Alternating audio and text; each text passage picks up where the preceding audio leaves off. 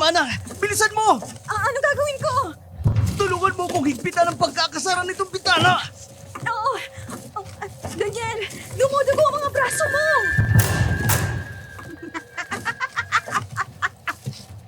Hindi kayo magtatagumpay! Papatayin ko kayong lahat! Magandang araw, Mr. Shadow. Isa ako sa mga tagapakinig ng inyong programa. Itago niyo na lamang ako sa pangalang Daniel. Mula sa Sorsogon City. Summer vacation on nang nagkaisa ang aming grupo na gawin ang multimedia and art project dahil sa pamamagitan ng pagbablog. Naghanap kami ng lugar na pwedeng puntahan at dun mag-shoot hanggang makita namin ang isang isla sa liblib na lugar na kung tawagin ay Isla Verde. Sigurado ka ba, Clara, na maganda ang lugar na yan para sa gagawin natin? Baka naman magsayang tayo ng oras para dyan. O di ba nga, hindi mataong lugar. At bibihira makita sa social media. Yun ang gusto niyong puntahan, hindi ba? Ayan!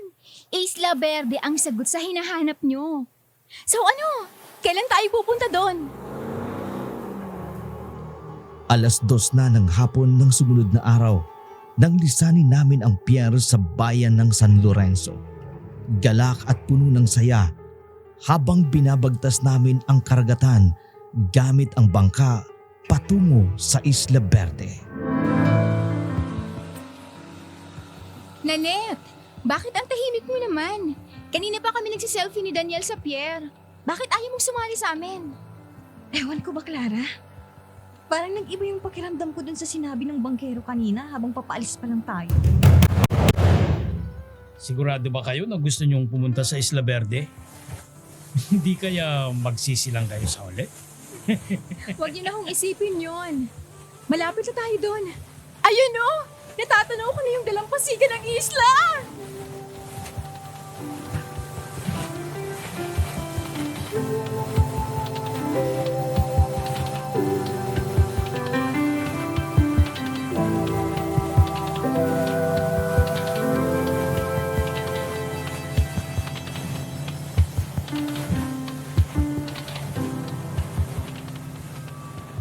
Pasado 4:00 na ng hapon nang makarating kami sa Isla Verde.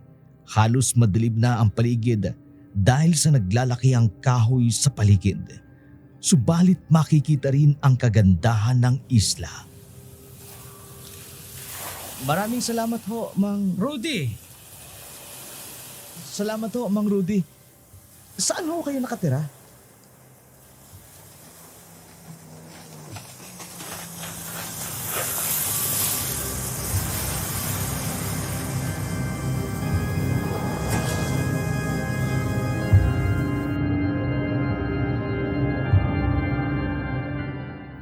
Mabilis na pinaandar ng bangkero ang bangka at agad itong nakalayo hanggang sa mawala ito sa paningin ko.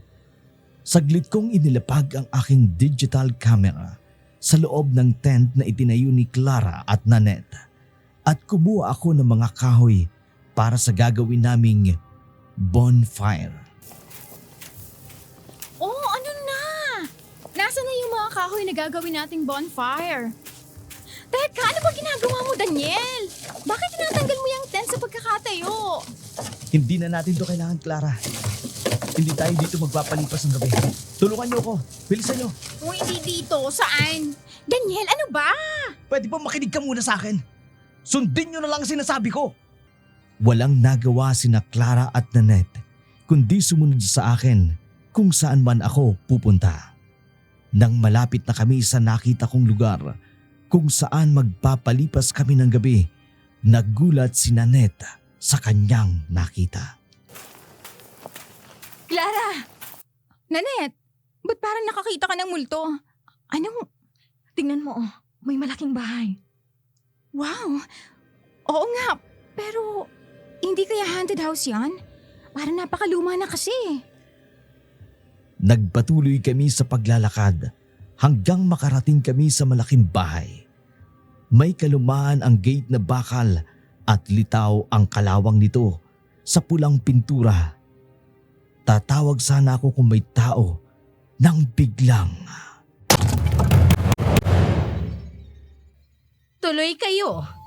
Maligayang pagdating sa Isla Verde.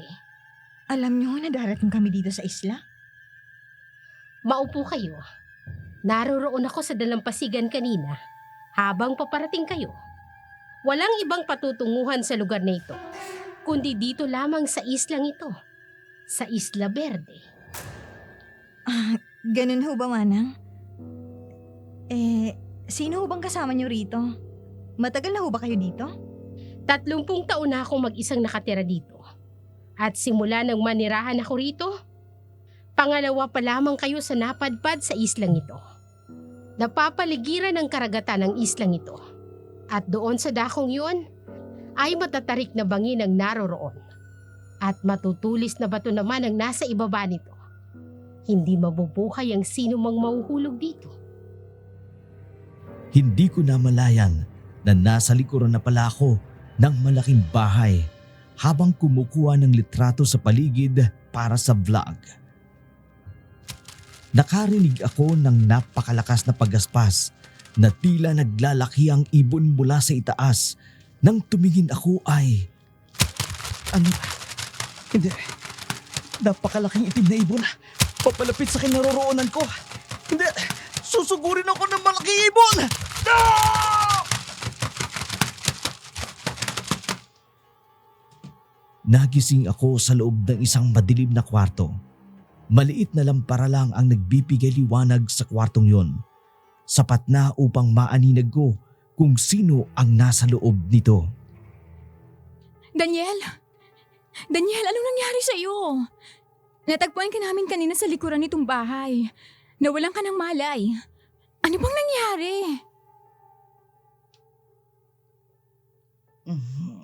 Anong oras na ba? Malapit na mag-alas 12 ng hating gabi. Eto uminom ka muna ng mainit na sabaw para mahimasmasan ka. Ano ba talagang nangyari sa'yo, Daniel?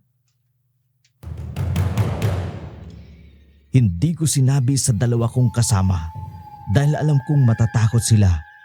Alas 12 na ng hating gabi, hindi pa rin ako makatulog dahil sa nangyari sa akin kanina.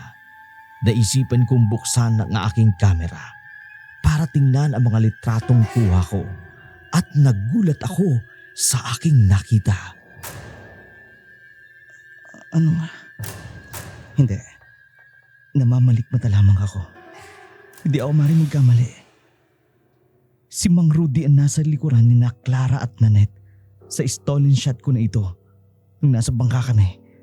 Isang napakalaking itim na ibon ang nasa likuran nila at may malalapad na pakpak. Daniel, bakit? Ano bang nakita mo at biglang nanlaki ang mga mata mo? Bumalik si Nanette sa pagkakahiga at nakatulog muli. Hindi rin ako dinadalaw ng antok. Binuksan ko ang bintana sa paanan ng aking kama. Tumambad sa akin ang liwanag mula sa bilog na buwan. Habang nilalangap ko ang mapreskong hangin ay... Anong... Ang malaking itim na ibon! Dumapo sa sanga ng akasya at parang susugod na naman sa akin! Isinara ko ang bintana, ngunit pilit pa rin itong binubuksan gamit ang mahaba at matutulis na kuko nito. Tumatagos ang mga ito sa siwang ng bintana, gawa sa kahoy na umabot sa aking mga braso. Daniel! Mag-iingat ka! Humingi ka ng tulong kay Manang! Bilisan mo! Ano gagawin ko? Tulungan mo kong higpitan ang pagkakasara nitong bintana! Oo! Daniel, dumudugo ang mga braso mo! Umagos ang dugo sa mga braso ko dahil sa pagbaon dito ng mahaba at matutulis na kuko ng malaking itim na ibon. Tumindi pa ang galit nito nang malanghap ang sariwang dugo mula sa aking mga sugat. Tulong! Tulungan niyo kami! Manang Sinaida, tulungan niyo kami! Biglang natigil sa pag-atake sa amin ang malaking ibon. Nawala ito sa labas ng bintana. Saglit na tumahimik ang paligid. Malinaw na narinig namin ni Nanette na sumisigaw at humihingi ng tulong si Clara sa labas ng bahay hanggang Bitiwan mo ako! Tulong! Daniel, tulungan mo ako! Tulong! dinagit si Clara ng malaking itim na ibon at tinangay. Nakahawak si Clara sa malaking baging na nakapulupot sa sanga ng akasya sa gilid ng matarik na bangin at may matutulis na bato sa ilalim nito. Daniel! Nanette! Tulungan niyo ako rito! Ayoko pang mamatay! Parang awa niyo na! Tulungan niyo ako! Clara? Daniel! Wag! Huwag kang nilapit sa kanya! Papatayin ka niya! Nagmamakaawa si Clara habang nakabingit sa kamatayan nang lumabas ang isa pang Clara na pinipigilan akong tulungan ang nakabiting si Clara. Daniel, maniwala ka sa akin! Ako si Clara! Huwag kang nilapit sa kanya! Papatayin ka niya! Papatayin niya tayong lahat! Humalakhak ang nakakulambiting si Clara at nanlisik ang kulay itim nitong mga mata. Lumabas ang mahahaba at matutulis na kuko nito sa kamay at sa paa. Hindi kayo magtatagumpay! Papatayin ko kayong lahat!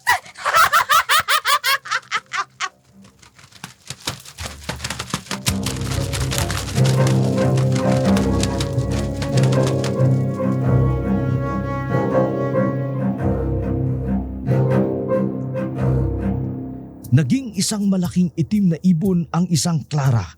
Lumipad pa itaas. Dumapo ito sa bubong ng malaking bahay. Iniunat ang malapad at mahaba nitong pakpak para muling umatake sa amin. Subalit, Tama na! Hindi sila masamang tao. Hindi sila katulad ng mga taong lumapastangan sa magulang mo. Hindi mo ba nakikita? Mababait sila. Wala silang balak na manggulo rito. sinugod nito si Manang Sinaida. Ngunit may kung anong bagay siyang isinaboy rito. Nakailag ang malaking ibon. Ikinampay ang mahaba at malapad nitong pakpak at tuloy-tuloy na sinunggaban si Manang Sinaida. Huwag kang makikialam dito! Kung ayaw mong idamay kita sa gagawin ko sa kanila! Naging si Mang Rudy ang malaking itim na ibon nang bumagsak ito sa harapan ni Mang Sinaida at sinakal ang matanda. Sumaklolo ako kay Manang Sinaida. Binitiwan siya ni Manong Rudy at bumagsak ang matanda. Ako naman, sinakal ako ni Mang Rudy. Papatayin kita! Papatayin ko kayong lahat! Inihagis ako ni Mang Rudy. Humambalos ang katawan ko sa malaking puno ng akasya at nawalan ako ng malay. Daniel! Nilapitan ni Clara si Manang Sinaida. Tinulungan niya ito upang makatayo mula sa pagkakabagsak. Kahit nanghihina ay pinilit nitong makatayo. Tulungan mo akong makatayo, Clara. Bago pa makalapit si Rodolfo. Rodolfo? Naalala ni Clara ang lalaking kausap niya sa pier bago pa kami sumakay ng bangka papunta sa Isla Verde ng araw na yun. Rodolfo ang pangalan Habang nito. nililin lang ni Manang Sinaida si Mang Rudy, dahan-dahan ako nalapit sa likuran Tama niya na, Rudy! at ipupulupot ko sa Wala kanya itong silang kadenang kasalanan ibinigay sa sa akin ni pagkamatay ng mga Manang. magulang mo. Malapit na ako sa kanyang likuran. Huwag mo silang idamay. Ngayon, Parang awa mo ipupulupot na. ko ito sa liig mo ng ganito!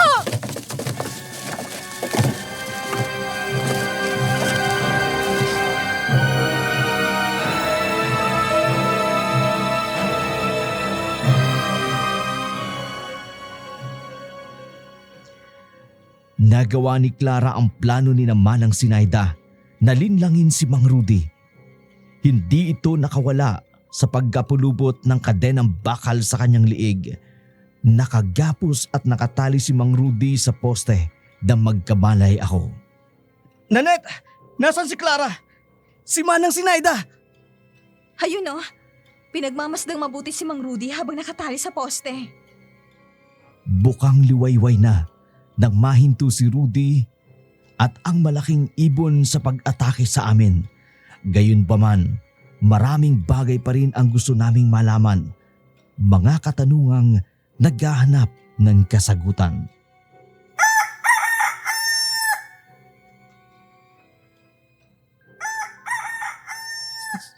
Si Mang Rudy? Lapitan natin sila. Manang, anong gagawin natin kay Mang Rudy? Wala siyang kakayahang magpalit ng anyo kapag ganitong maliwanag ang sikat ng araw. At sino si Rodolfo? Si Rodolfo, si Rudy, at ang malaking itim na ibon ay iisa. Nagagawa niyang magpalit ng iba't ibang anyo tuwing kabilugan ng buwan. Daniel, hetong camera oh. May ipapakita ka sa amin at kay Manang Sinaida, hindi ba? Clara, hindi tao o kaya si Rodolfo ang kausap mo sa pier. Nung araw na yun na nag-uusap kayo. Nanet, hindi si Mang Rudy ang nasa likuran ninyo. Habang nasa bangka tayo papunta rito. Kung hindi tao, Kung hindi si Mang Rudy, ano? sino? Hindi makapaniwala si Nanette at si Clara sa nakita nila sa litrato. Mabuti na lamang at naruroon si Manang Sinaida at siya ang nagpatunay dito. Eto, mag-almusal na muna kayo bago umalis. Siguradong tatanghaliin at gugutumin kayo sa paglalakbay ninyo pabalik sa bayan. Habang nag-aagahan kami, ay isinalaysay sa amin ni Manang Sinaida ang buong kwento kung bakit paano at namatay ang pamilya ni Mang Rudy at kung bakit siya naroon sa Isla Verde. Tiniyak rin sa amin ni Manang Sinaida na walang maalala si Mang Rudy sa oras na magbalik ito sa kanyang pagkatao. Paano ho, Manang? Magpapaalam na po kami. Maraming salamat po. Maraming salamat po, Manang. Mag-iingat ho kayo dito. Maraming salamat po. Hindi ko ho kayo makakalimutan. Walang anuman. Kayo rin. Mag-iingat kayo palagi. At saka wag na kayong babalik dito sa isla.